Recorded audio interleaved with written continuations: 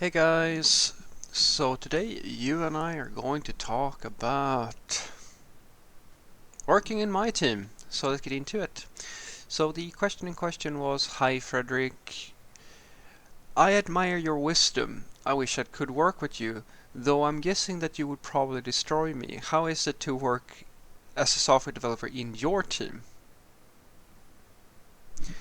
Well, thank you for the flattery. Well, how it is to work with me. I don't know how it is to work with me. You'll have to ask my coworkers. Usually, I have a few practices that you will see that I always establish. All I can say is that from personal experience, I usually build up a pretty good, I'd like to think at the very least, connection with the people who have a certain archetype of personality, and then there are other people that I will never get along with, and usually that always ends in tragedy. Uh, the people that I usually don't get along with are people who are lethargic towards their own work, bitter seniors types or something similar, where they think that they know everything and they won't actually adjust or do anything to improve, to enhance the team's performance or things like that. They're basically not there really to do much more than do the thing that is required of them so that they can get a paycheck. It's quote unquote just a job to them. They usually don't stick around a lot, or I get a lot of complaints from them because as I've said many times before, guys, uh, when I'm dealing with such an individual, I have to I have to utterly destroy their attitude, because their attitude, the attitude that they bring, causes a problem for the others. In other words, it's the problem with as one spoiled apple spoils the bunch, because it's the same reason why you have to fire people or get rid of people in the military or so forth who won't follow orders or won't get along with the group, because their dissent causes others to question whether or not they have to do things, which is a very difficult thing when you're trying to organize a team.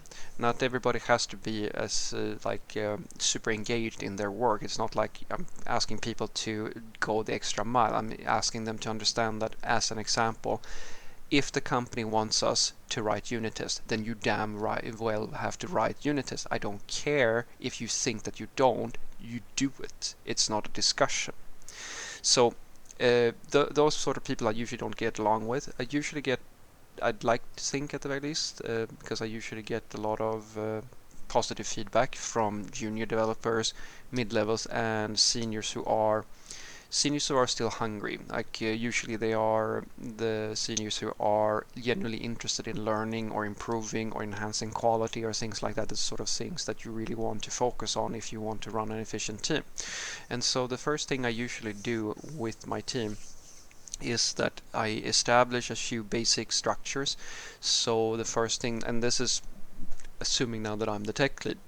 So first things first is that we create a basic set of values. I usually have four that I always go with, which is over communicate, um, over communicate,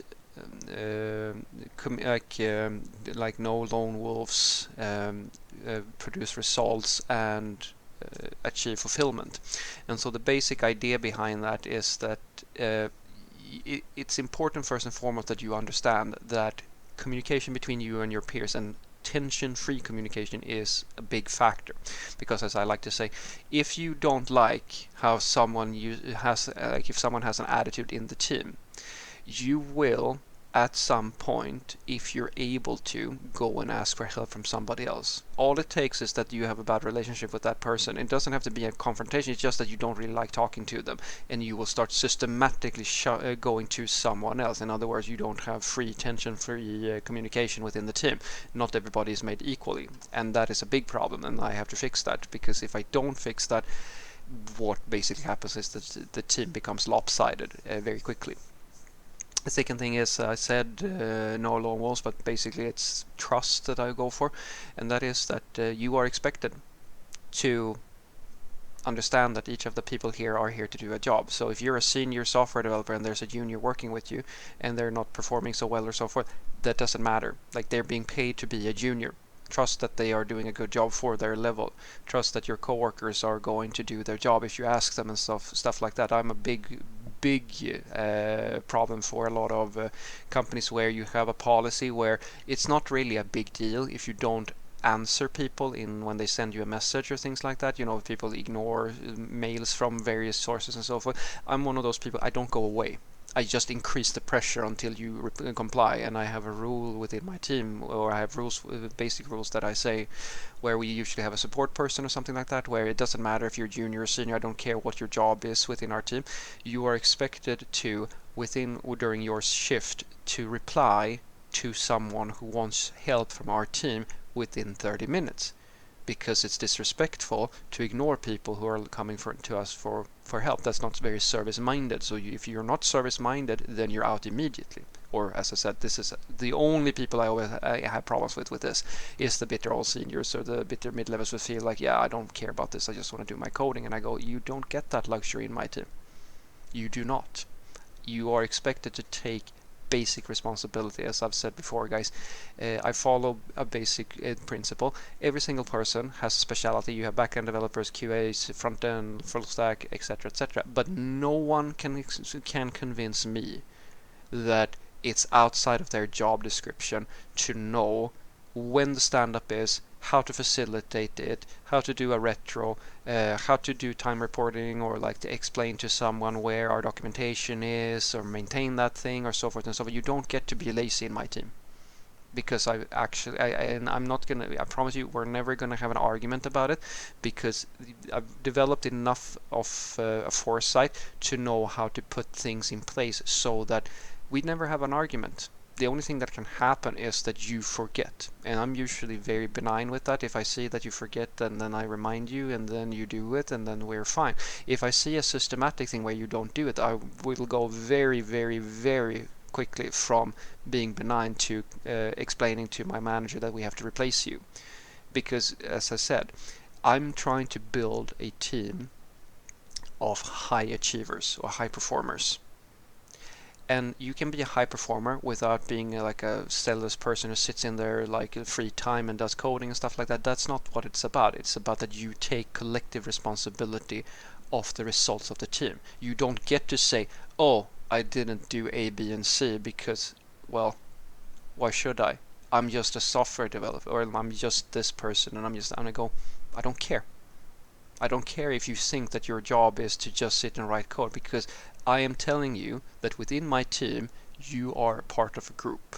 That group has certain requirements to function. Some of the stuff that we're doing is not just coding related, and you are expected to take responsibility for that, and I am as well. I remember this one time when this guy, we were doing like on calls, and he was complaining like a crazy person. He was bitching and whining about, oh, I don't want to do on calls and blah blah blah blah. And I go, all right, then I will take your first shift. And he just looked at me, because in this case I was the product manager slash tech lead slash thing, and he's like, what, are you going to be on call? I said, of course I'm going to be on call. I can be on call. I am a software developer. It's just because I'm your manager or your product manager, that doesn't mean that I'm exempt from helping the team when I'm capable of doing so. The only time I am exempt in this specific scenario is because sometimes I'm hired not just to do the coding, I'm hired to do the product management as well, which means that if there is a PM type of task I have to do for the other managers within the company, I have to prioritize that, and then I will ask very nicely, can you please cover my shift, and I will cover your next shift. That's the foundation of at least how it will be working with me. And then we have, as I said, results. Like, we were expected to produce results. As long as you're doing your job, I don't care. I usually tell people, you don't have to worry that you're too slow with me, because as long as your salary or like the expectations that you have been put on you, that you produce at a roughly that level. As I said, as a junior, you can basically be fairly slow without any problems, because you're not paid to be a senior, you're paid to be a junior, and I will help you just as I would help any other any junior, and we'll go through it just as I do with any junior software developer. It's not for me to say if you're slow or fast or so forth. That's up to my managers. I will just tell them that, you know, we are producing at about this speed, these are the levels that we're dealing with, and you have like this level of performance usually on all the people around you. And then finally, fulfillment. It's important for me to make you feel as, or rather it's important that the developers feel like they're engaging that they feel engaged by the work that they are doing, which ties the whole thing together. If you're doing all of these other things and you're not feeling like, yeah, this is an interesting and good environment for me to be in, I'm learning things, or I get to actually take care of things in a way that I feel is in line with what my beliefs are and what the company wants and so forth, then I'm doing something wrong, or then something isn't really right. So what I want you to take away from this is that I can't really tell you how it is to work with me, because I've only been on the, well, I'm not on the receiving end all the time. But as I said, it's not a given that you're going to love working with me. If you're a bitter senior, or you're stuck in your ways, or you feel like something is not really, like if you're being lazy or you're being complacent or things like that, you and I will not get along. We will very quickly clash. If on the other hand you're the sort of person who's either interested in learning a new skill, or you're interested in progressing your career, or you take a real interest in making sure that the customers that we're building things for, that they get what they really want, and you ask relevant questions and you engage with the work in a healthy manner and take responsibility for the results, because that's the big thing with me. I don't care if you did what I told you to, or like if you're the sort of person where, oh, you didn't tell me to do A, B, and C, and I go, I don't give a shit. Unless you were completely incapable of knowing what we wanted and you just plainly ignored it, like a classic one. I've actually had a guy tell me, guys, that he didn't write any unit tests because I didn't tell him to do it, and I go, okay, do I have to tell you to use version control? Do I have to tell you to not, use important on every CSS thing? Or like, where is the level with you? Like, you're out the door immediately. Like, these are things that only someone who's either incompetent or really doesn't give a shit would use as excuses, and excuses don't go very far with me.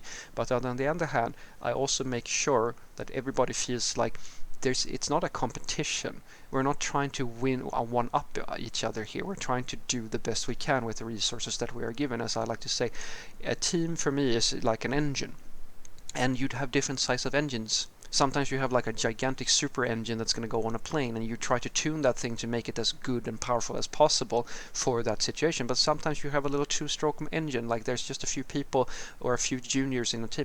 Then you can't put the same requirements on that team as you would on that super engine, but you can still tune it so that it works as well as it can for its level. And that's something that me and the juniors usually align on very quickly. They usually feel, at least what I've seen, very comfortable working with me because they realize that I will help them. Like, they don't have to be afraid of me or anything like that just because I might be the team lead or like I am a senior or whatever, right? There's no fear because I don't judge them if they don't know all the things. It's the same thing with my mid-levels and my seniors, because I have seniors, guys, who also don't have all the skills necessary, so we learn from each other. That's a big thing with me. Like, I'm trying to create a relaxed environment where you feel like this is quote-unquote just a job, and I'm not going to expect you to like be a super person and do things in your spare time just to impress me or something like that. As long as things are moving and you're contributing in a meaningful way, we're gonna get along perfectly. We're probably gonna have a few laughs and just have a really good time. Have a great day.